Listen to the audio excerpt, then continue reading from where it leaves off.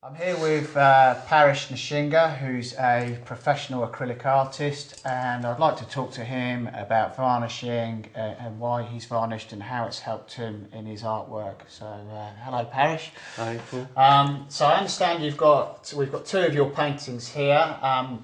This one you've done in the new gloss varnish, or you've used the new gloss varnish on the end here, and this one you've used the new satin varnish. So.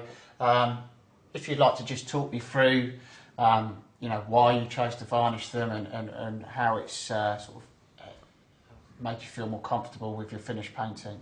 Well, two reasons with the textured. One of the reasons is by varnishing it protects the leaf because it actually is like gold leaf on top of the resin. Okay. So that protects the leaf and keeps the colour. But at the same time, I use the gloss here in the centre and on the border here, just to deepen the colours. What I found is when I put the gloss varnish, the colours just sort of a lot more vibrant. They don't look. So I've got a combination of like gloss, matte gloss. So it's a whole kind of three-dimensional feel. So the gloss varnish is very good for like deepening the colour. Okay, so I know that you're very prolific and you have a lot of collectors and clients.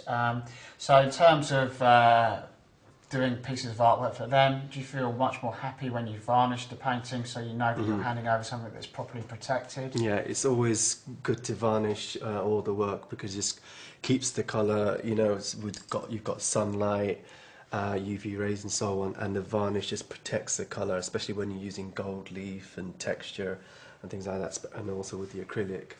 And also, there's two things. It protects the work, but at the same time it deepens the colours. So, yeah, always important to varnish. And there's quite a few different varnishes available. There's a gloss, and it gives it a different effect.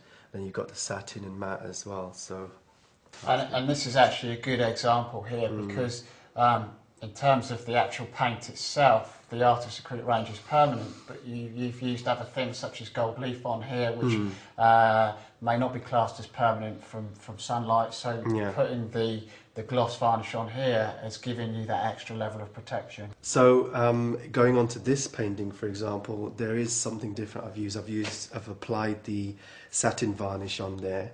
I didn't want to have too much gloss, but at the same time have the protection. Okay. So that's what I've achieved with the satin, and you can't even see the brush strokes, so you can't really, see the gloss. Yeah, I can see that this is levelled out really nicely. Yeah.